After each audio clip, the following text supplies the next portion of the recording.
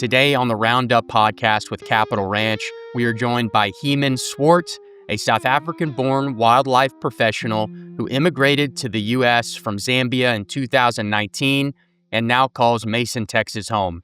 With 25 years in wildlife and ranch management and nearly a decade of commercial farming, Human has built and rebuilt programs from the ground up. Today, he serves as ranch manager at Rocky Creek's Exotics in Mason, and he also works as an independent consultant, helping landowners design sustainable, high-performing exotic operations. His story is also one of faith. He talks a little bit about it on the podcast, but in 2025, in March, he had a heart attack, 3 heart attacks actually, when he was pulling an axis deer off of a mountain. And that kind of shook him up a little bit.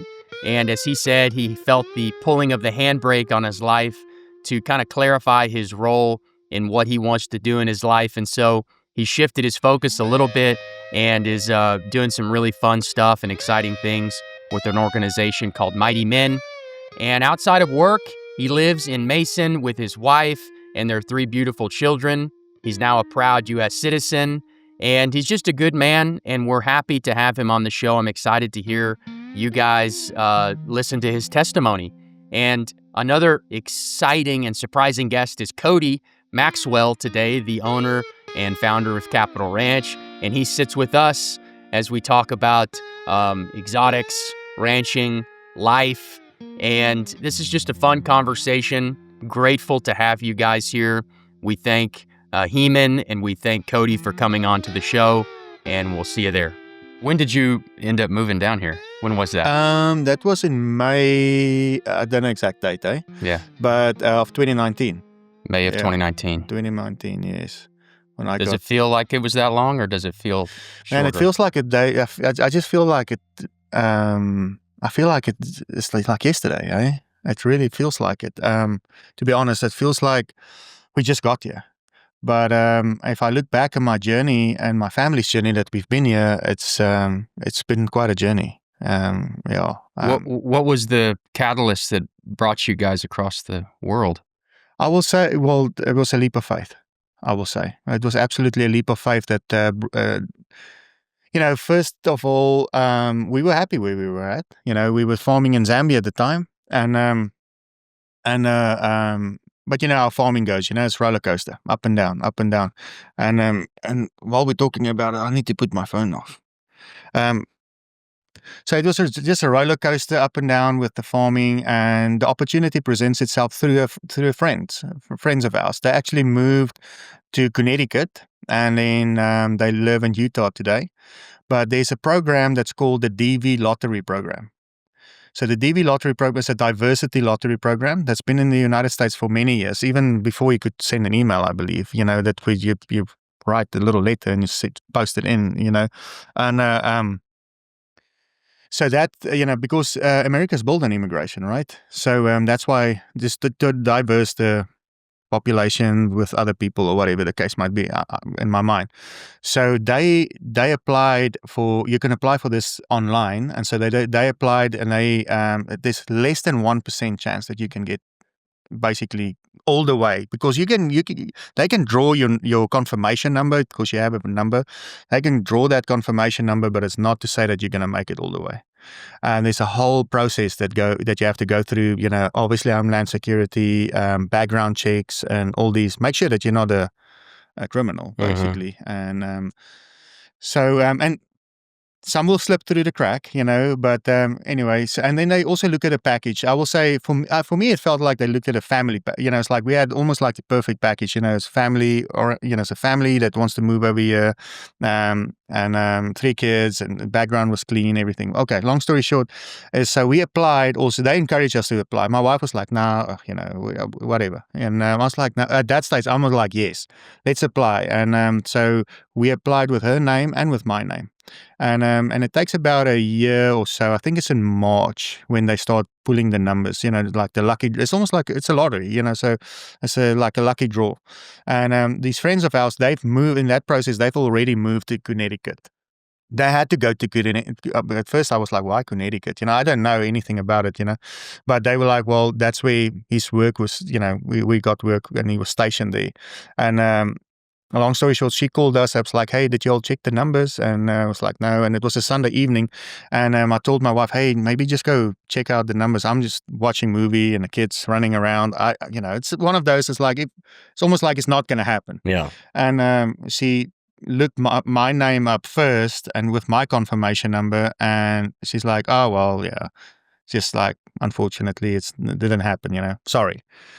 And I was like, yeah, I knew it's good, too good to be true, whatever the case might be. And she looked hers up and she's like, hey, come and have a look here real quick. And I got up and look, and there's big congratulations, and you're going to the next phase of the. I was like, I don't know, just maybe send her like a screenshot so she can see if this is legit, because they went through this whole process. And it's like, oh yeah, congratulations, you guys are through. They picked your number. So they picked they picked about, I think, 57,000. Confirmation numbers. Less than 1% of that 57,000 makes it all the way. Wow. And that's where the less than 1% comes in. And then, and I'm telling you, it was just absolutely leap of faith. For us, it was just like, I just left it in the Lord's hands. And it's like, Lord, if you want to take us to America, I'm in. I'm all in. It's just let it happen and smooth sales. And it was smooth sales. I'm telling you, it's like one thing after the other. And it's just like, just come on. It's like, they accepted us like on the first day almost. It felt like it, but it was work. It took work, and it took a lot of, it's for free, but it's not, because you still have to, do a lot of payments and work yourself and doctor fees, because they do a lot of, medical checks also and so forth. So all those things cost money. And then the day and then you give you a little bit of a window period, I believe.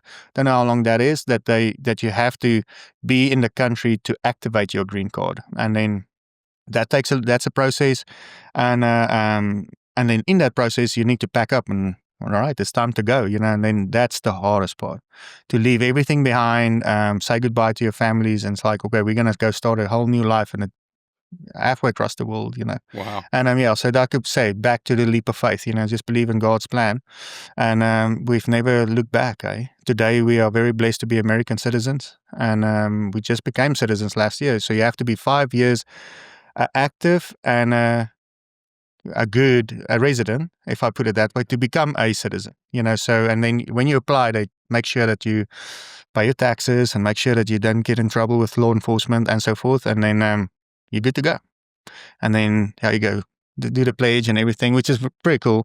And we're very blessed to be here. Yeah. When you moved here, or you decided you guys were going to move here, did you know what you wanted to do? Or did you just say, let's just go see what happens? Yes, I obviously didn't want to come over here with no job, if I put it that way. I've got a wife, 3 kids. They need to be taken care of. My youngest one started walking 5 days or 7 days before we boarded the airplane. And at 10 months old. And we flew into New York, and it was, 3 days in New York with 3 kids. And I was like, let's just stay, let's go sightseeing a little bit. It was a bad idea. Did we make the right decision? Bad idea, but we did it, and it was wonderful. The Twin Tower Memorial was just, I'll never forget it. I mean, it's unbelievable. There I realized how the people really, love this country, and the people and the country loves their people, So, and I was like, yeah, we're at the right place.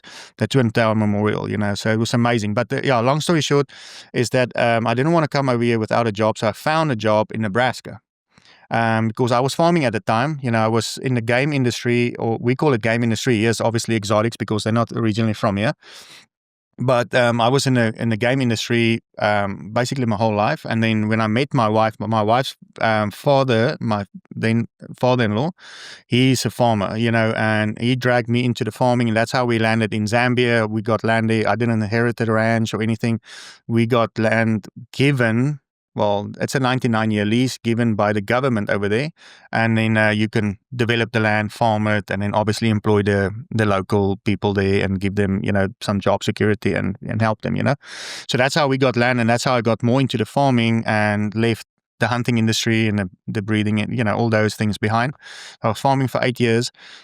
So I knew my way around the green tractor and everything that goes around planting corn and soybeans and spraying them and keeping them going, So I applied for this ranch, a farm in Nebraska. There's a lot of South Africans there, A lot of South Africans. I think there was 23 South African guys there when we arrived. We were the only family in the community. No, on this one farm. Oh, okay. Yeah, so they call it seasonal workers, or it's a H-2A visa program that they have, and there's a lot of South Africans in the United States that's on that program and working here, and I mean they're doing a great job, But so I came over there. They were looking for like assistant manager. Of course, obviously our culture is different. He's been working with South Africans for many years, but it's sometimes a struggle to keep the guys going because a lot of these guys are young, and they just came out of school, 19 years old, and they want to go,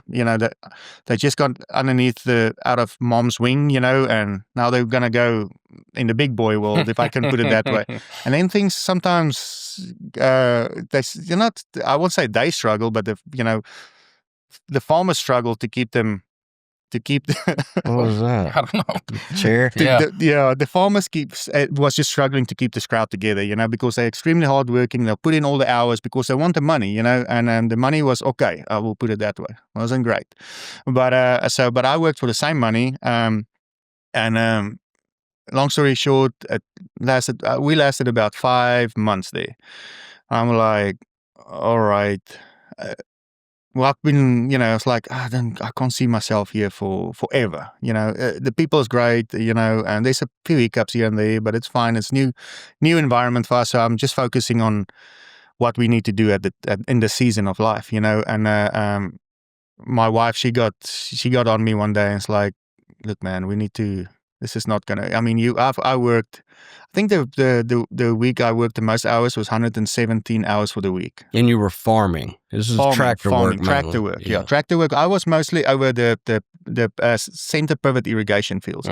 I think just on my section was 46 or 47 fields that so I managed all those irrigation fields and service them, and then obviously when they need to get harvested or whatever tractor work goes along, that I did that. So it's a big farm. It's a big farm. Yeah, we planted. I believe, and I'm that's why I'm not mentioning any farming names because I don't want them to hold me to it. But I think we planted around 10,000 acres of corn there, and there was about 10,000 mama cows, 12,000 mama cows on the outside, and about 2 feedlots of 13,000 head a feedlot. Wow. 13,000 head a feedlot. So it's 26,000 heads in a feedlot at one time, so it's crazy, busy.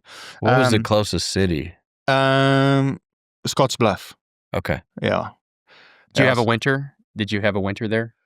Almost. I was running away from the winter. Right, yeah, I was. The weather is extremely intimidating. I saw those rolling. I call them like rolling clouds, and I was like really intimidating. And we actually had a little tornado touch down on one part of the farm or one section, and it flipped over, I think, 5 or 6 of the irrigation systems, So, yeah, the weather is pretty. And we were the only house that it was a double side, double wide mobile like home? A Tolston home. Or not a Tolston home. What's these Alamo homes? These trailer homes, basically. Double wide. Yeah. Mm-hmm. So we stayed in one of those. There's no. They don't last in a tornado. They don't last in a tornado. And there's no shelter. What do you call it? Storm cellar or something. So my wife's freaking out. It's like. Anyway, so we're not going to stay here for much longer. So what was next? You guys left to Texas after that? Next I got so Yaku, this friend of mine from Rubetti Safaris, he had mutual friends with the Star S Ranch, at the time. And they were looking for somebody to come and help on the ranch. In Mason, Texas. In Mason, Texas, yeah. And then they called me up and it's like, hey, you want to come and have a look? I'm trying to keep it as short as possible, right? But you want to come and have a look what we do on the ranch? I was like, yeah, I would love to. When can I come? And they were like, well, you can come tomorrow or next weekend if you can. We need somebody like ASAP. And I was like, okay, let me schedule it because, that's just my nature. I just don't want to, I'm working, so I need to schedule it. I will take leave. I don't know what's going to happen. I don't ever want to burn a bridge or whatever the case might be. And so me and my wife hopped on an airplane, came to Texas for the first time, actually touched down here in Austin. And they came to fetch me here. We went to go look at the ranch. That Sunday morning, they said, well, okay, when can you start? And I was like, well, I don't know. I'll maybe give them a month's notice or something. Like, no, just tell them you're not coming back. You're going to stay in Texas. I was like, no, I can't do that. I've got 3 kids. I need to go get them. But I'll tell them I'll resign and then just come here. So basically, accepted the work offer on that Sunday. The next Friday, we were on our way. And so packed up everything and then started in life here in Mason, and we've just been very blessed ever since. So yeah, I was at that time I was the general manager at the Starres, which is a great ranch. I will say I think the biggest operational ranch in the county, or maybe also one of the biggest operational ranches in the state of Texas at the moment. Just a stunning place. It's on the James River, right? It's on the James River, yeah, and I believe it flows over 3 counties. So at the time we had 14,000 acres on the high fence, fully stocked with exotics, and we had another ranch that we called the Radial Ranch, and we high fenced that before I left and ventured off on my new venture. So yeah, it's a big operation. I also believe that on the sable of some of the species, I don't want to pick some out, but on some of the species, they the largest number outside of Africa on that ranch. I don't think people understand what a operation that is. So, like, what was the day-to-day on a ranch that size? What did it feel like? How did it work? And so, yeah, I will say, just how big is it? Yeah. So, yes, obviously acreage, sorry, I wanted to say hectares, but we talk hectares in Africa. I will say in acreage, you hear all these acreage, and everybody's like, whoa, that's a lot, It is a lot. We had I won't say a little group of staff. We had enough staff, at one stage, but obviously the program's growing. I'll tell you a little bit on how it grew also. But from on an operation like that, where you've got a whitetail breeding facility. So that ranch got one of the biggest whitetail breeding facilities also in the state of Texas. And you've got your exotic breeding facility, if I put it that way. That's all over the show there, because at my time there was like 36 different species. It's a lot. And then you have the hunting part. So and the lodging and the hospitality part of it and the catering and all that. That's actually where I really love that area, because when I plug in, I charge my battery, and and that's also what I went to school with. I love hotel and catering, and then obviously it complements each other really well when it combines the lodging and the hunting, and then everything comes together. But that's I want to say almost my favorite part. But that's a lot to deal with when you deal with people and all that, staff and people always, you don't know it now. You think you're plugging in and you're charging your battery, but back home, they're actually draining you a lot. It's a lot. It's a good environment, but it's a lot. It drains. But yeah, long story short, to answer your question, so you can imagine that's without maintenance, right? Now you have your maintenance that needs to go on. So I will say on a day-to-day operation on a big ranch like that, it never stops. It's 24/7 basically, especially when you live there. I think we spoke about it earlier. It's a lifestyle, absolute lifestyle. You have to accept the lifestyle and live with it. And then my goal was just always to, obviously all of us have goals, but to make sure that the ranch family is happy with our, the way we run the business, and run it as almost like a corporate structure where we can make money. I don't have to ask them for money all the time. It's like, hey, we made 100,000, so I can spend it not my way. Obviously, there's a board and we've got a budget and all those things. But at the end of the day, from the way I've seen it, me as a manager, I always ranched my people. So if I have the right people, right places, we can ranch, we can farm, farm your people and the crops will grow, So that was my philosophy over that. But on a day-to-day basis, there's just so many moving parts, so many balls you juggle every day, I will say. And especially these animals, a lot of them, they're not supposed to be here. And basically all except the whitetail, right? And the bison, we didn't have no bison at the time, but so it's difficult sometimes. So you try to manage all the risk and try to create an environment for them where they feel comfortable. Luckily for me, the family that owns that ranch, they did an amazing job by creating that already. We came in and a few tweaks and trades, it's here and there just to figure out, but it never stops. Always try to make it better for them. New species comes along, or like we were talking about the bongo, one of my favorites that I found here. I've never seen a bongo in my life until I got to Texas. I've seen it in pictures, but all of a sudden I see this beautiful creature in front. I was like, man, I just fell in love with them. But they were one of my challenges. It's like, they just don't, because they're from a tropical forest in Africa, and here we on hill country. That we had a snowmageddon not long ago. You know how that go. So the temperatures and the environment just is difficult for them. So to create the perfect environment for all the species, like the lesser kudu. They also all those. So I think the day-to-day challenges is just always there, and it's stressful. It's very stressful. I will say the stress got to me. I was managing a lot. I had the right guys, but if I have to turn the wheel back, I will definitely do a few things different for sure. None of us are perfect. I did the best I could at the time. But what do you mean? What kind of things? Things with the ranching side of things? I will say more. Or how you handled the stress? Yeah, I will say more about myself. Yeah. I will say I can't point any fingers to anybody. It's more, I've learned a lot through that stage of my life where if I look back now, it was my time to move on. 3.5 years later, I moved on from that ranch into my own venture. And but it was my time. At that time, there was, in my personal life, too much things going on. I was growing rapidly in my faith also. And my father-in-law passed away at that time, so, and there was just so much going on, it was just my time. I was trying to keep the door open and the Lord is pushing it, and He's closing it, and it's like the more I'm fighting it, the more I'm getting miserable about it, but I'll be forever grateful for the opportunities that I got there and on that ranch. I love the family, I love the people there, and those opportunities created my little business model that I have today.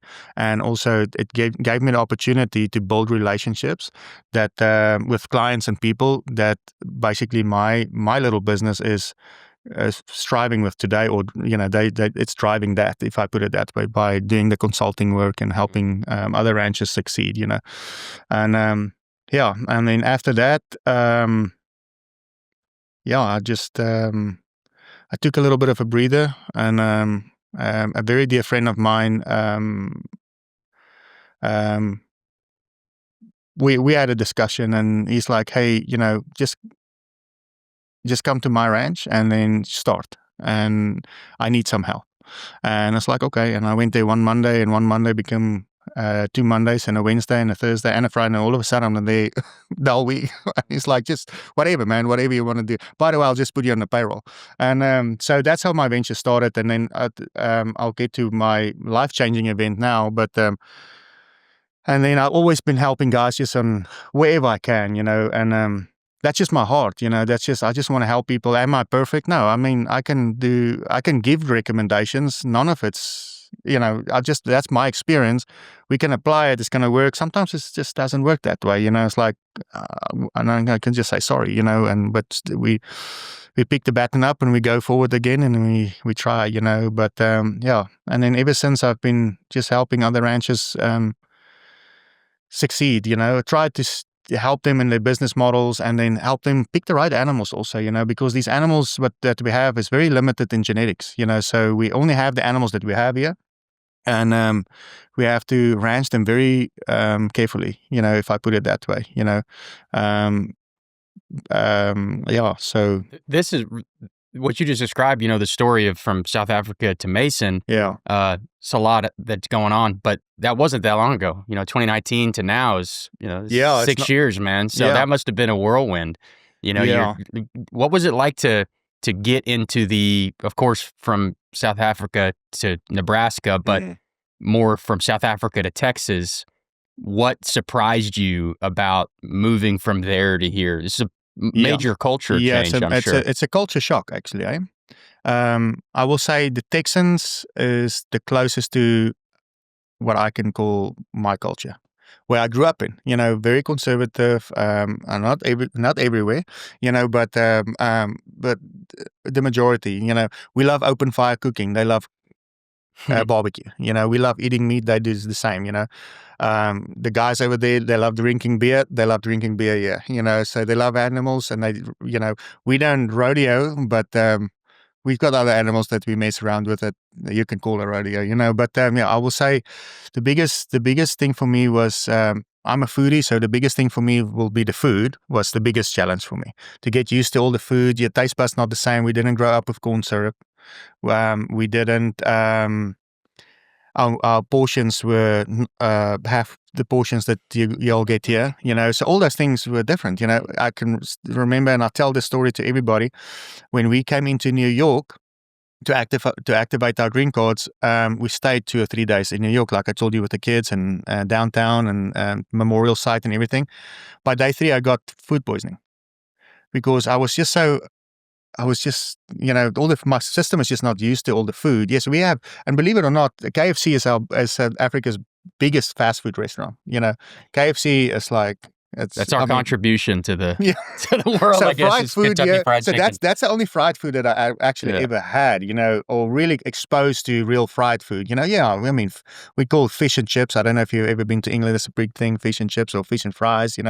But so fried food and all these funny stuff. And then the biggest thing was for me, Dr. Pepper. It's like, I went to our very first meal, believe it or not, Times Square, McDonald's. Go in there, kids is hungry, they want to eat something. Let's go grab a couple of Happy Meals. It's buzzing, all right? 8 o'clock in the morning, 8:30 in the morning, Times Square, New York. 3 kids, we look the same, but we talk different, and everybody's, we don't know what to do. But we just following the, whatever. So we go in there and I want to go order another drink. I was like, Dr. Pepper. I got my Dr. Pepper and everything. And I also paid I'll never forget it. I paid $67 for 3 Happy Meals and a coffee and a Dr. Pepper. I was like, well, welcome to America. Yeah. Okay. And so I'm like, I don't know how we're going to get through this budget, but had you had Dr. Pepper before? I had in a can, many moons ago, and but yeah, and Dr. Pepper, you can find it there now, but I was never really a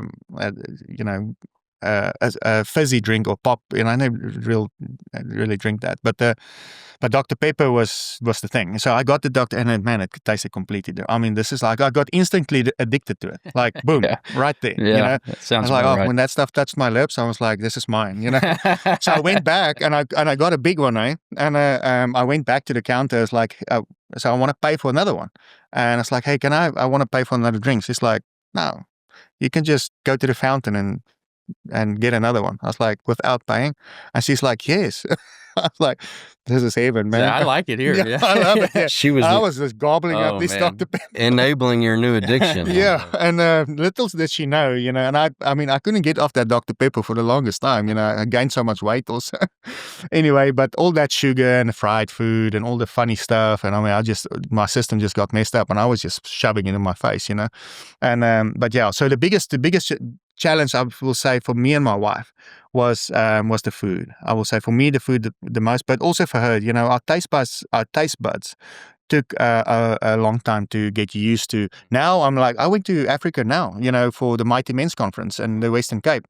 And we're going to talk about that right now. But I go to all these nice, and South Africa can wine and dine, eh? I mean, some of the best in the world. And I'm eating all the food that I was, always liked, and that's good, but I'm like, in the beginning, I was like, oh, I can't wait to go back to South Africa, just go eat my food again. Now I'm like so used to it, But so I will say that, and you must remember the way in Africa is different. The lifestyle, the way of living. You don't, so we, in the environment that I grew up, we always had a lot of help, if I put it that way. Yes, we also actually foreigners in Africa, Dutch descent. My family is Dutch descent, and my wife's family is Dutch German, if I put it that way. And we white, we came from somewhere else. Mm-hmm. And so by saying that is, we always had a lot of help. And if I can say help staff, people, and they're very, very affordable, And so we always had somebody in the house that helped cleaning and help with the kids, a nanny, and somebody in the garden that helps. And you get there with your truck full of groceries, you open the doors and there's 2 people grabbing it and taking it into the house, and there's people, Here, you're going to pay a lot of money to have all those people working for you, but there it was very affordable. So we had, you had as many people that you can afford, because there's a lot of people and they want to make a living, and they, but I must say, we didn't take advantage of it. My philosophy was also, I'm taking not just care of the specific person, I'm taking care of his whole family in a way, because if he doesn't have a job, because he's feeding 10 others. If you understand what I'm saying, the poverty there is so high, and there's so many, the population's so high. So there's not enough work, and then obviously South Africa, and we're going to maybe talk about that now, also the borders, there's no borders, man. It's like Zimbabwe just streamed in to South Africa, honestly, in my opinion, and people is just there, and so we've got basically 2 or 3 countries of population just looking for work, and, so they'll do anything for extra money, And in Zambia, it's a very poor country, especially, I will say, it's third world, obviously, but then the areas that we stayed there's a lot of villages, if I put it that way. I remember an area that we went to go look at a piece of land, drove in there with my truck. It's scratching. There might never been a truck there before, only by foot or by bicycle. And I found this gentleman, a black guy, obviously. I found him there on the road. I'm going in, and on the way back, I found him again, but now he's got 2 kids with him. And he's got one in the hip here, no shoes, and the other one here, and they are crying, like screaming, crying. When they were okay, but when I stopped, it's like, hey, man, he's standing right in the middle of the road. I was like, hey, man, can I help you? Is there is there something wrong, or what's going on? And these kids are freaking out, and I'm getting out of the truck, and, just my nature, even the one on the hip, he's looking at me, and then all of a sudden, he's hiding like this. I'm just rubbing on his head. And he's now freaking out. His snot's running here, and it's like, oh my goodness. So and he told me, and Bwana means boss there in Zambia, in Bemba. And he's like, Bwana, they've never seen white man before. Never seen so he saw me, he grabbed the kids in the village, brought them to the road. I'm coming back. He's going to show these kids now the white man, Wow. for example. So that's areas that we lived in, and maybe the last part of the story is, but one of the villages that we lived in, there was, for example, they had multiple wives, so one wife will stay there, one wife will stay in this cabin or hut or whatever. There's 5 kids there, 4 kids there, and they all mix and match, and then all of them are pregnant, And the one, I told my wife, like, hey, this one lady, she looks pretty heavy bread, so she's heavy. And she's like, yeah, I don't know. And you can't really communicate with them. And I asked Fabios, I think was his name at the time. And I was like, hey, Fabios, when is the baby coming? Oh, I don't know, maybe tomorrow. Maybe we should take her to the hospital, man. I can help you. Let's take her. Oh, no problem. There's no need. Okay. The next morning, or I think the morning after, here comes Fabios with the baby to where we lived. It's like, here's the baby. And it's like, I told you, no problem.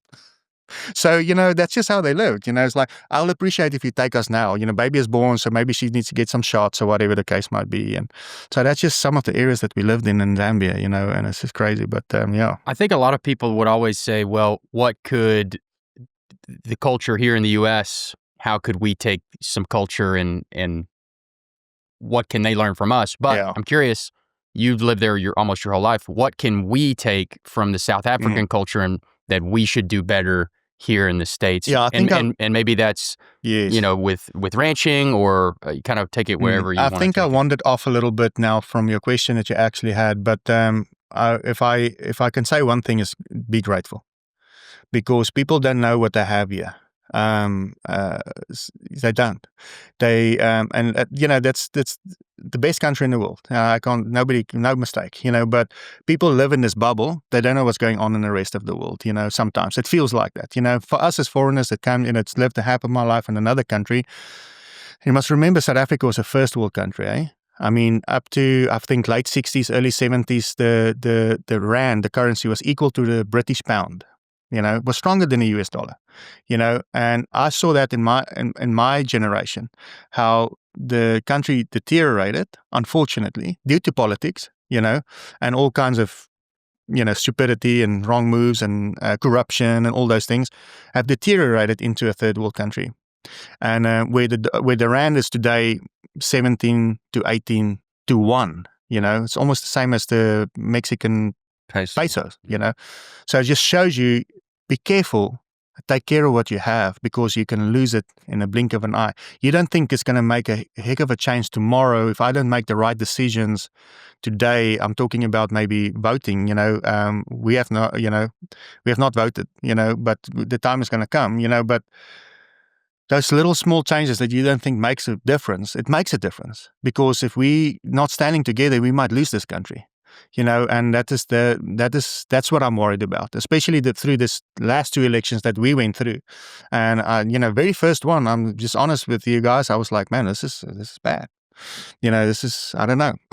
We'll see. But, luckily the Lord, I always see the Lord's hands in everything. We had to go through a season of that to get through this season, to get to this season, and which I feel is going to be maybe one of the best seasons in the history of America, and that's just from an outside point of view. So I think the countries are hungry for men to step up, to say, look, up to here and not further, and we draw the line right here, and if we go this way, we're going down the hole. There's only one way, and we're going this way, and there's only one way to do it, And I think a country like South Africa needs it so bad, It's like we obviously a lot of them think they've got everything taken care of, But I will just say to come back, we have to be grateful.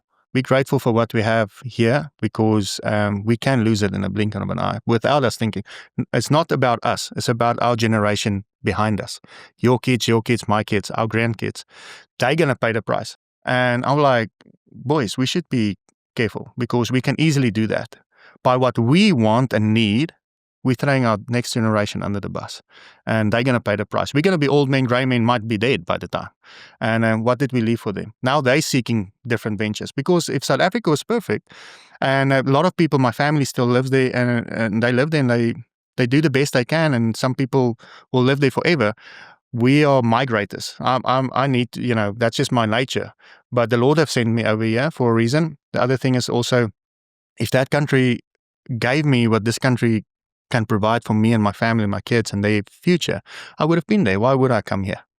I'll come and see you guys, visit for a, vacation or something, So that's the long story short. I love, gratitude, man. Gratitude, yeah. It starts and stops there. Gratitude is the cure, the antidote for most ailments. It helps if you've seen the alternative. That's right. Like you have. Yeah. A lot of people who take America for granted don't know any different, right? They have never been anywhere else. They haven't seen real poverty, And and it's not that we don't have poor people here, right? It's not that we don't have people that needs help here. Every country's got their problems, if I put it that way. America is great, best country in the world, but it's got problems. And it's our responsibility to stand up and to help solve these problems in many ways. And it starts at home. It starts with your family, your kids, your community, your town, the county, the city, and so forth. It's our responsibility. And that's why I'm so excited about Mighty Men, because that's where we can make a difference in other men's lives, so they can make the difference at their homes and their families' lives. And a snowball effect, right? That's what we hope for. That's beautiful. It seems like the closer you live to the land, meaning the more your hands are in the proverbial dirt, the more gratitude you have, So like we all get to work with people that live on the land and, live on the land ourselves. And we get to really be close to that. And I think that's, I don't know, it seems like it's kind of the thing that makes a big difference. So one thing I love about getting to do what we do as selling land is we get to bring people into that world, like you live on the ranch and you get to see this every day.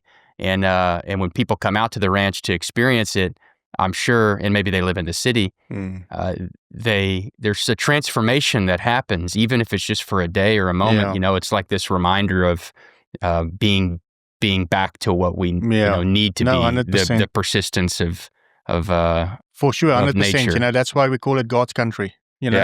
Because it's just I live in town now, but it's still a ranch town, so it's almost you live on the ranch. But I lived on a ranch for majority of my life. But exactly what you're saying, if you on the ranch and you live on the ranch, and you get out of, and even if you work in a corporate structure or in town and you go out to your own ranch or you go out to somebody's ranch, it's just like you get this peace over you, right? It's like God's country. It's nothing that man created. If you go really, there's a house and there's a truck or whatever. But if you go really explore and just go for a walk, or go walk along the river or whatever, that's everything around you is what God created.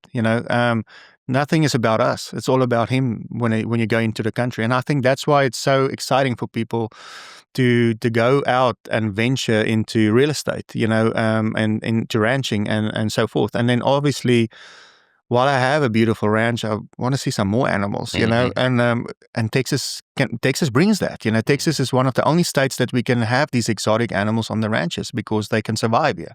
There's other states as well, but nothing like here, though. Nothing like here. I think the landscape, everything, the temperatures and everything, just bring it all together, and they survive here. They do very, very well here. Kudu, for example. Kudu is one of the gray ghost, as they call it, right? It's one of the species that I can say today that we can actually compete against the South African market.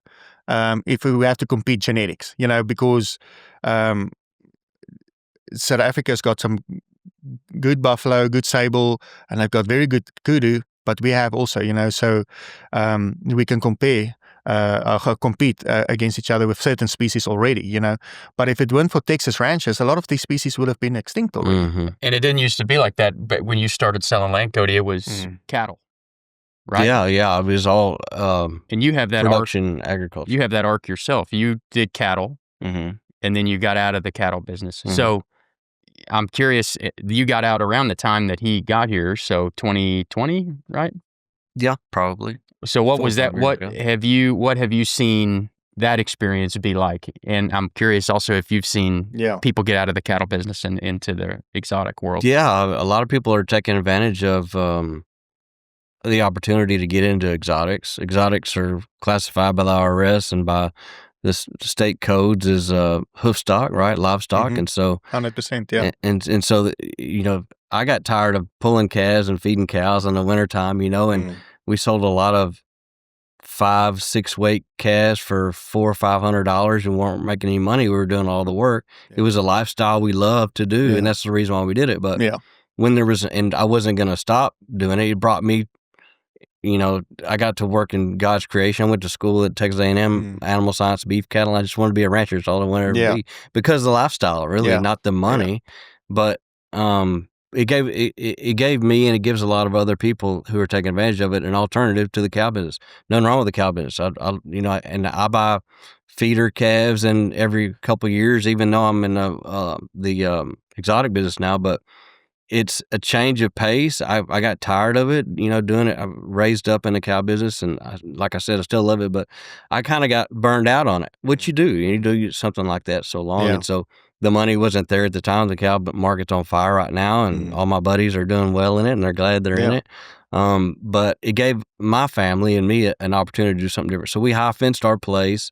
it was good landscape for it, a lot of live oaks, and it was nice for it. So anyway, just north of Brenham and Independence is where our little place is. But we bought some exotics, and we sell a lot of ranches to people who are getting into that. It's been around a long time, right? In South Texas, in the Wild Ranch, the San Antonio area, but now it's spreading all across Texas and all across the nation, Texas being the hub of that. But you get the same IRS write-offs, meaning you can depreciate your assets if you're in cow business. Same tax benefits, yeah. Same tax benefits, and the market is stable and it's good, and the kids enjoy the animals, the wife enjoys the animals, I enjoy the animals. There's all kinds of different species to deal with, and it's exciting because it's new. Yeah, and it's just it really has helped our real estate market. They bring good revenue to the table. Yeah, or else it wouldn't work, right? Yeah. No, true. So, would you talk a little bit about? I want to actually fall in there where, because I'm on the road a lot, especially now, driving from one ranch to another, from South Texas to all the way to Burleson or, wherever, wherever somebody needs, get phone calls almost every other week. It's like, hey, I got your number from so-and-so, and can you maybe, come and have a look? And and then I drive there. But what I actually want to say is I see a lot of high fences popping up, a lot of high fences all over, which is exciting for our business.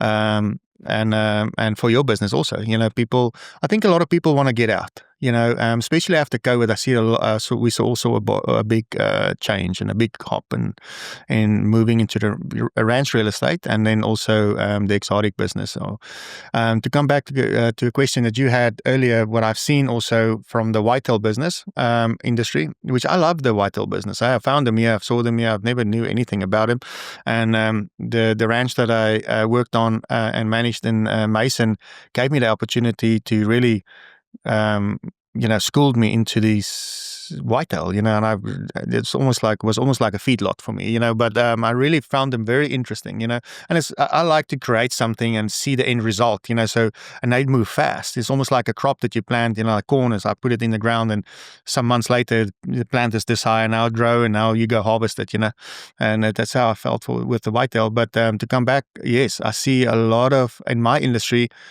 more and more people. I've got a client that actually moved from Colorado and came to retire here in Texas, and he built just outside Atlanta. He built a beautiful ranch, a beautiful house. And I was like, I'm not buying no cattle. I love these wild animals. I've been on a couple of safaris, and they really bring some good money to the table if I can keep them alive, and that's where I come in to help. It's like, hey, okay, let's structure this and this. I'm no vet, that if you really want to keep them alive, you call it a vet. But there's some good vets out there, but not mentioning any names, but I'm just there to help them structure this just right, and we all learn. I always say, don't ranch on the neighbor's ranch. We ranch on this ranch, so each ranch is a little different. But there's some principles that stays the same, if I put it that way. But people from all over the country, I will say, I'm meeting, that's like, and people from the cities. Even with COVID, there's people that they've got their law firm in San Antonio, but they moved to Mason. And they want to use Mason, and Mason's got a beautiful and a good school, good football program, and not just that, but small town football is everything. But Mason the Mason Punches is a special place. Yeah, it's a very special place, And but anyway, long story short, so I think people are definitely moving more into the countryside. You get out of the jungle a little bit, out of this concrete jungle, and there's so much going on these days, and it's just getting worse and worse. But I've got a really good friend of mine in town. It's also in a real estate ranch business. He will buy land, develop it, and then resell it. And business is booming, but it's also a roller. Then it goes, then it doesn't. But I will say I see more people developing their land into a somehow let's say a safari style ranch, if I put it that way, because you also need to remember that this is almost or basically one of the only states that we can do this in. people are streaming down here to come do hunts. It's like, where are we going? We just go to Texas, man. We go shoot an eland or a kudu, I don't necessarily have to go to Africa. I want to take them to Africa. As I told you, with Robedi Safaris, I'm with them and help Yaku is a dear friend of mine. But a lot of people just don't have the time also, in the corporate structure. It's like, hey, I want to take 3 or 4 of my clients to go let them go have a good time.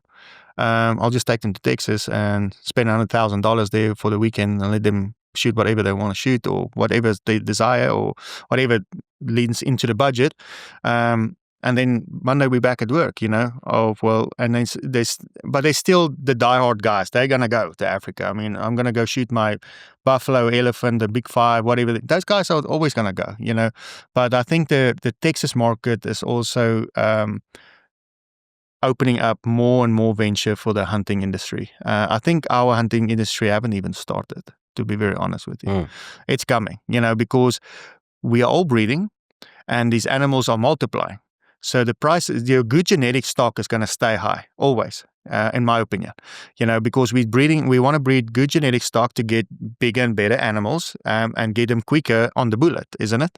So I didn't want to create a 50-inch kudu and let him just stand in the backyard. I want to use him and create 50-inch or bigger sons and sell them to hunting ranches or other breeders or whatever the case might be. So we want to get these animals' genetics bigger and better, just like the whitetail, And they all, doesn't matter how we see it, we can talk about this the whole day, but they're going to the skinning shed, at the end of the day. And I think Texas is opening a market, African safari or, safari market, if I put it that way, where people can come to Texas and do their safaris that don't necessarily want to go to Africa because a lot of people are scared. Guys will call me and it's like, hey man, I really want to take my family to Africa, but I'm worried a little bit. It's very bad over there.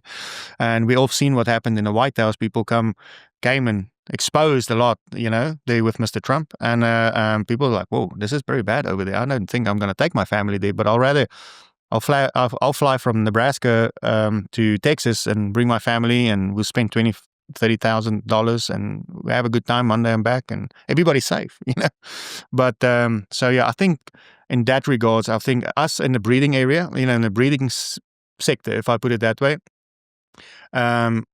is about 10, 15 years behind South Africa, if I put it that way, genetic-wise, because our genetic gene pool is very, very small, right? And so we always not fighting, but always trying to use the tools in the toolbox to get around the genetics and make sure that we don't inbreed and breed these animals a certain way to get bigger and bigger, better animals.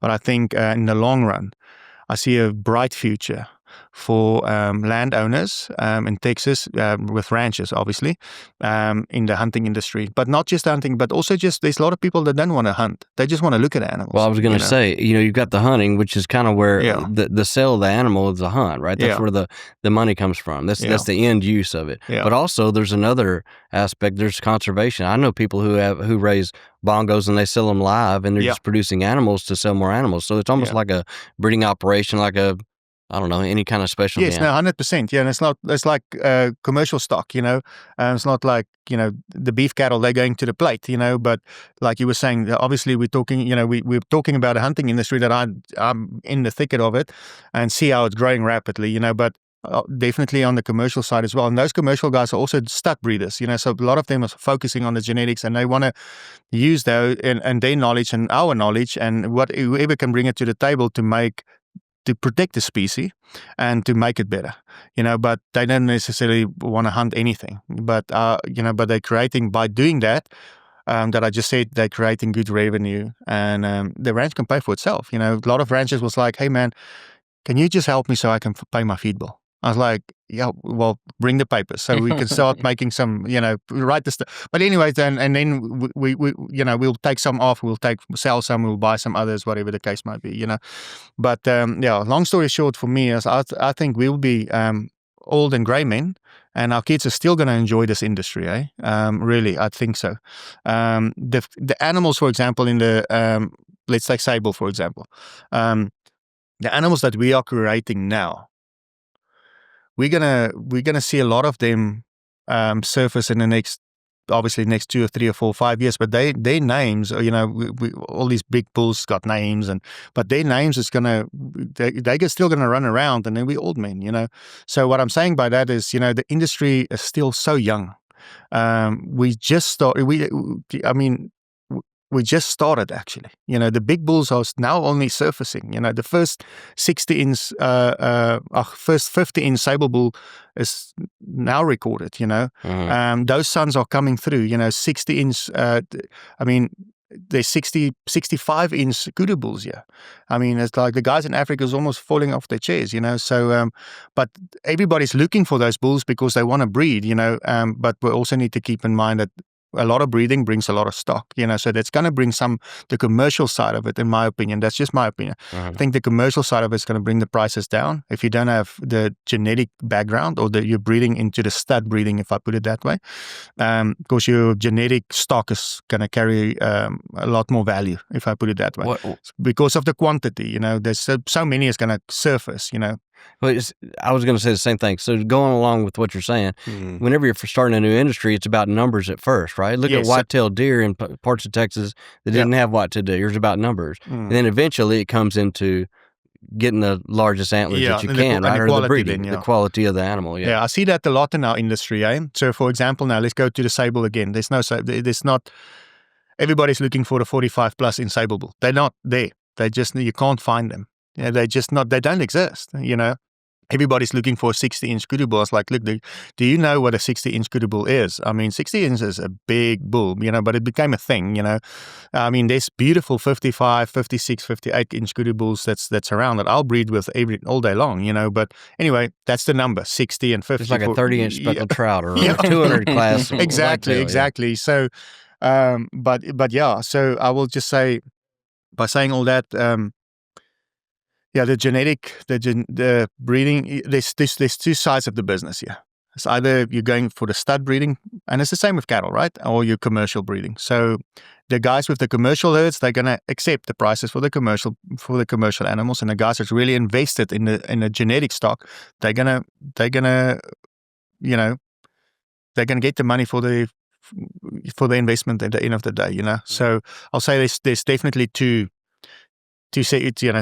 business models here. Yeah. I want to switch gears and kind of talk about Mighty Men, because it seems like your life and your arc of your last couple of years has been you were really heavy into business and your work, which is noble and good, but you've had a shift in your spirit, and you're putting a lot of time and energy and effort into an event. And so talk about just how that's shaken out, and you just got back from South Africa, and tell us all about it. Yeah, thank you so much. That I will say, and thank you so much for having me here today.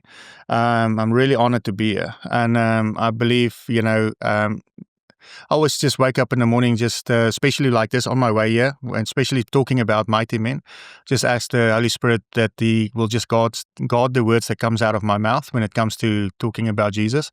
We're very excited to host one of the first. I won't say the first, because there was a Mighty Men's conference in Tennessee many years ago. So I just want to say I'm excited to bring we are excited that we've got a team that, but the Lord have put it on my heart, and I obviously went to go venture off, get the team together, and now we're bringing it to Texas. Mighty Men started in 2003 by Mr. Angus Buchan. He lives in a great town in South Africa, and so the Lord have called him.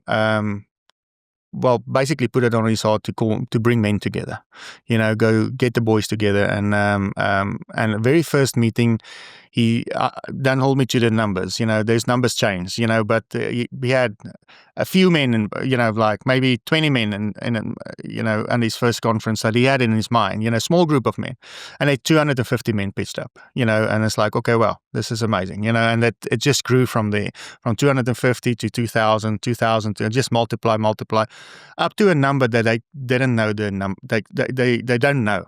It's hundreds of thousands, so 500,000 plus 4,000, 400,000. And that's where we also decided to give the baton over to some of the younger generation so they can split this up a little bit, because This 500,000 wasn't like in a pasture, had to have been, right? Or yes, there's no building that can have all these men together. So Mighty Men, about it, what's nice about it is men only, and they meet in the open, and look, some areas like in New Zealand, for example, they have it indoors because it depends on the weather, so now it went abroad, right? So it's not just in South Africa anymore. Even our event's going to be outside, but we try to keep the men outside, bonfires, and that's the South African culture, camping, and they bring these men together on a farm or a ranch or whatever the case might be, and then that's where they get together. That's the only place that you can really host an event to keep 400,000 men, right, or more, 500,000. So, wow. but that was the biggest event. Our event, I'll tell you now, is going to be in Mason. And that's, I feel like the Lord have put on my heart, let's start, where we're going to start this ministry is start at home, and Mason is our home, and we will grow from there. That's where we're going to start planting the seeds. But yeah, to come back, Angus Buchan, he started in 2003, and he, and I can't remember exactly which year it was, but he started giving the batons over, and they split up the Mighty Men's, where there's smaller conferences, like 5,000, 6,000. There's still some of them that's 20, 40,000, so you just never know how many of these men is going to pitch up. It's all about the Holy Spirit's going to send them, and, but we have a job to do. We, to put a conference together like this is taking work, and a lot of volunteers, and obviously, it doesn't come for free, so we don't know where the money is going to come from. We just pray. I just believe everything's going to, it's going to happen. I just go with my faith, but, yeah, so where I got to Mighty Men, so Angus has got he's got a weekly, a daily devotional, and I've been listening to his daily devotionals forever, and we all know the South African culture. We know about Mighty Men, the movement or the phenomena, if I put it that way, where men gets together. And I also just want to say, we say 12 years and above. But the number 12 is also biblical. And the other thing is also 12 is when a man back in Africa, when the voortrekkers, what they call it, voortrekkers was the guys that was, when the Dutch settlers came to Africa, they were traveling up north, and, but if a boy was able to ride a horse and shoot a rifle, he was considered a man. And that was around the 12 year age. So that's where we say 12 and above. And then it's a Friday evening event, Saturday morning, Saturday evening, and a Sunday morning is a family where the family gets together, and then the wives and the kids and everybody comes together, and that's the platform how this event's going to take place also. And then and so you come and you show up, and men are coming together. What do you do? During the day? Yeah, so like on the mornings, on a Friday night, everybody will get together. Either they're camping or they stay in guest houses, whatever the case might be. And then we have guests. Our first guest speaker. We obviously invite the men there, and it's the whole event is about men talking to other men about how Jesus have changed their lives, and how the Holy Spirit can change your life, and that you are not alone. That we are here together, big strong men. I've seen big strong men and their sons weeping. Next to each other, just for where they really lay it down at the feet of the Lord. All their burdens and everything and even just making peace with each other. But long story short, it's just men can be men are. When men is not with the women and children, they're different. But when men is among men and other men that went through the same struggles and through the same things in life, and it's like, look, you're not that addiction. You're not fighting alone. I was also addicted to that. But this is how Jesus had broke my chains and all these things. So it's where men comes together and just see how other men's lives are getting transformed. We are not there to save their lives. Jesus saved the lives. We planting the seeds, and we just sowing, so like I told my team also the other Sunday when we got together, this is planting season, guys. We need to, we're preparing, we're getting fields ready, we're plowing, we're getting, what chemical are we going to use, coming back to God's country, but in the spiritual world, in God's country, we're also farmers in my mind, because we're preparing the fields for this harvest that's going to come in. The day of Mighty Men, this 17th, 18th, and 19th of April in Mason, that's harvest season, and that's all the work is all to that weekend, and that's when we're going to take the crop off, and we can't do this without the Holy Spirit, and this one thing that I can say about the Mighty Men is so Holy Spirit driven, and it's this whole ministry is soaked in prayer. We even went to when we were looking at I felt like the Lord said, Mason, that's it. Nobody's going to tell you nothing else. Mason, Mason, Mason. And I was like, everybody's like, well, Mason's so small, why not Kerrville? Why not Fredericksburg? Why not Austin? It's like, no, Mason it is. That's what the Lord told me. People say, what about the women? It's like, why can't we? It's like, no, the Lord told me men only. Women will come on Sunday, but I just listened to what the Holy Spirit, obviously not audibly, but in my heart, And I'll get to the stage now to finish off how the Lord has touched my heart to bring me to this stage. But that's what Mighty Men is all about. To bring you, your son, bring our godly men together and tell other men about God. And about how He's changed my life and how He changed yours and how He's going to change yours and how He can change yours. It's transformation, And we live, not us, but our kids live in a fatherless generation. There's a lot of boys that doesn't have fathers. They have fathers, but they're not getting fathered, if I put it that way, So that's what I see. And I've been involved in a lot of youth programs and, Young Life and our church program. And there's so many, there's a gap there where the women have to do everything. Where the kids are relying on the wives. The wives are bringing the food to the table. The wives are, they dragging the kids to church, and all those things, and it's our responsibility to, and we're going to be held accountable for it one day. And us as Christian men is going to be held accountable for it as well, because we didn't lead our brothers to Christ and tell them different. It's like, hey guys, no, that shouldn't be that way. This is how we're going to do it. And this is how Jesus wants us to do it, and we're going to be held accountable for it. I believe that, and that's why we need to step up as men, Christian men, to go tell the world about Jesus and tell other men, like, hey man, I drink a beer also, but it's not necessary to drink 30 a day, but there's certain ways of breaking some chains, obviously, but I'm just taking something, for example, where we can just really be there for other men and they can see, look, this can really change my life. I wake up in the mornings and I pray, and the first words that comes out of my mouth is, Lord, please show other people, please show yourself through me to other people, if I put it that way. And because that's how we want to live, right? We want to walk on this earth as close as possible like Jesus. None of us can do it. None of us are able to do it.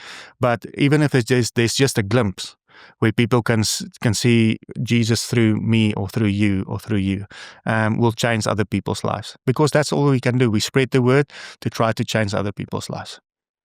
That's what in my mind, that's how we're going to present. That's how we present it. Come, and it's going to be life-changing, transforming. 100%. That's great. That's men need help. You look in our culture, and men we need help. We need to be together. It's obvious that men need help when you look at the depression, the suicide rates. And we need to come together and help each other. Yeah. And so this seems like a wonderful time to do that. Yeah. So we'll be sure to link if there's anything to put into the thank you so much. I'll definitely share it with you guys. And I can even share my whatever details is needed. We're actually in a very early stage of planning, if I put it that way. But it almost feels like it's like a veld fire already. I had my meeting this morning with the sheriff in town, and he's already fired up. I'm like, whoa, I didn't know. Anyway, so they people believe it will be the largest event ever been in Mason. It's wow. I was like, I don't know. Can you remind us the dates? And it's going to be on the weekend of 17, 18, and 19 of April. in Mason, Texas. Yeah, it's going to be on the slab, and the slab is always, was the slab after the rodeo. That's where everybody goes dance and have a good time. And I'm not saying I have a good time, but people get drunk and they do their thing. And I'm not saying have a good time. It's not everybody needs.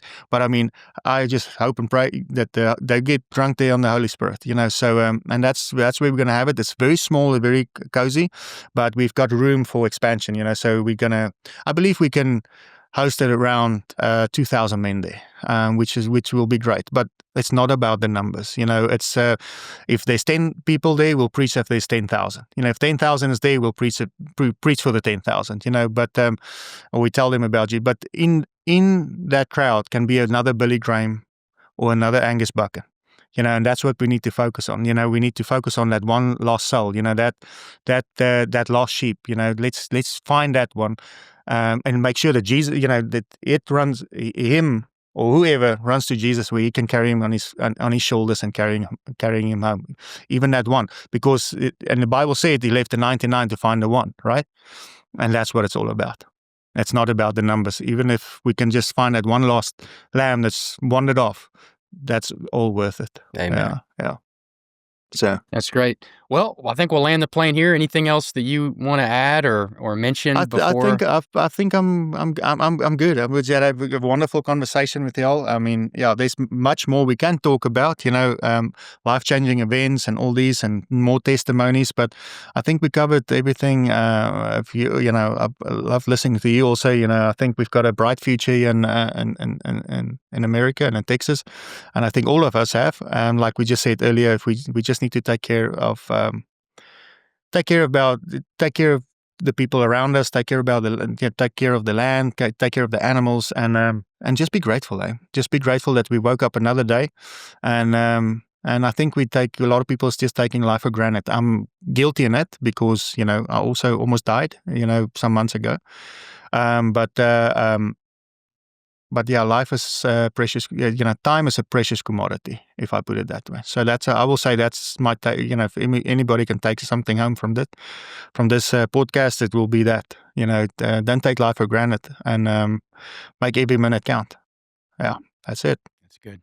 Cody, anything else to add? Well, I can't do any better than that. I was going to go back and I did want to mention that my friend here, we met years ago at, I think he's Safari Club or something. And I think you were going by Pieter then because nobody... Pieter, because nobody could pronounce your first name. Yeah, because he spelled my name like human, Human, and they're like, what? So it didn't work, but, Pieter, so that's what, yeah. Yeah. So how do you pronounce your name? Human, okay. Human, yeah. Right. So I've got two names, Pieter, Human, and then my last name is Swart, Swart. And so yeah, a lot of people that knew me for many years still Pieter me today. It's fine, but in the corporate world, and in the business world, it just worked better because the human, and you spell it like human, and I can't really pronounce it. People were struggling. It's like, look, let's just take that one out and let's just use Pieter. And then you spell the Pieter also differently. It's Pieter, so it's Pieter, something like that. Anyway, but it worked. So it's pronounced H as if it were spelled He. Yeah, Iman. Yeah. Almost like Iman, He-Man. Yeah. Not He-Man, but yeah. So I was buying some animals and meeting different breeders since I've been in the business, and I always go back to who I was calling Pieter. This legendary breeder. I mean, he I don't know about the legendary. He's one of the most respected, and I've known this not just from my opinion, but from what other breeders and other brokers say about you, is that he's very specific. He goes out, if he's going to broker an animal or if he's going to represent an animal or sell an animal, he goes out to the ranch multiple times, evaluates the physical condition, the body score, the feed program, everything, the vaccinations, everything. And it goes back to the pedigrees, the breeding, everything. Anyway, he's very involved in it because he doesn't want to represent an animal or sell an animal that he doesn't know everything about, that he doesn't believe in, that he wouldn't buy himself. And that's not what you've told me. That's what other people in the industry have told me. People that are kind of like competition and other brokers. They all say the same thing, is that he's at the top of his game, and that you're the man whenever it comes to getting the finest animals. Yeah. So I bought a bongo from him recently, and we were talking before the podcast. I've got some other ones, and I'm proud of all of them, but but the one that he gave me is the one that's first at the feed trough, the one that is in the best condition. She's a yearling. I don't know, she was 18 months old or something. She was larger than the other ones whenever I bought them. Anyway, I just want to say that he started his own business now, and so if you want the best of the best, whatever exotics they are, give you a call. Yeah, thank you so much. I really appreciate the kind words also, yes. And if it weren't for the ranch owners that also believes in me, and that we really created a very tight and a good relationship, because I'm all about the relationship. I always say, if you buy animals from me, for example, you get me with it. So if it weren't for them, I wouldn't have been where I'm at today. So I'm very grateful for them also, if I put it that way. But and I don't own my own ranch. I don't even have my own animals except a blue lacy that lays on the couch now. But and a couple of goats for stock show, and that's it. But for the kids. But all that I have is my identity. And that, coming back to what you said, I really appreciate that, because our identity, or my identity in this industry, is all that I have. I don't have nothing else. And I have to protect that. And that's why I always lean towards just make the right, honest decisions and make sure that the rancher gets what he pays for. And like you were saying, if I don't want to throw my own money at it, why do I expect you to do it? Mm-hmm. And because it's going to come back to me, because I want to build a herd at your ranch that you can call me and it's like, hey man, okay, we generated all this offspring and the stock. We need to move some of them around, because the consulting work is great. It keeps the lights on, but the brokering work is what brings the money, just to be very honest, but for me, it's more like a marathon than a 100-meter dash, so it's like, I see the end result over the marathon, over how many years. Are we a quick buck? Well, we need to make money, so at the end of the day, I'm more in for the long-term relationships. It goes long. It's maybe not the easiest way always, but it's definitely more the more structured way, if I put it that way, of long-term finances. There's a lot of similarities in what we do. You're brokering animals, we're brokering land, right? But we get the opportunity to be outside, right? And to meet people and to be in the service industry, to serve others in the right way that we would want to be served if we were on the other side of the table. Yeah. And so we're very fortunate for our job, what we get to do, and I know you feel the same way. Yes. But it's very similar careers. Very similar, yeah, very similar. And we're in the same game, basically, one is just selling the land, other one's selling the animals that goes on the land, and both of us together takes care of all these animals, and so takes a team, takes a village. It takes a team, takes a village, for sure, And like I said, my last thing, I know we're short on time also, but my last thing that I just want to say is I'm just so grateful for my my Mason family, my community that really relies on me, and that's really been standing with me and my family. We were real foreigners when we got to Mason. We were not. People was like, man, you speak funny. Where are you from? I was like, South Texas. It's like, no. But we were real foreigners, It's like people looked at us a little different when we came there. It's like, who's these guys, and how long they're going to stay, but they accepted us, and we're extremely grateful for them. That's why when I was fighting for my life and recovery after my multiple heart attacks, I was like, the Lord clearly put it on my heart, where do you, I was like, Lord, where do I start my ministry? Because my wife keep on preaching, you minister to people every day. It's like, I can't wait for somebody to just not drop the ball, but just to start the conversation of Jesus, and I'm like, all right, let's go. It's like, I'm about it, but, and I just asked the Lord, I feel like I need to bring these men together, but how, and how, and that's how Mighty Men came across. And that's how he planted the seed. But he also planted in my heart is like, where do you start your ministry? At home, with your family, and it will grow from there. And Mason is our home, and that's my family, and that's where it's going to grow. Beautiful. So we acknowledge you. Thank you for what you're doing and for taking time to come and sit with us. Thank you for having me. I really appreciate it. And so thank you. We acknowledge that. And Cody, thank you for joining us. And we acknowledge you for being here. Great. Thank you guys. Appreciate it. All right. See you next time. Thank you. Bye-bye.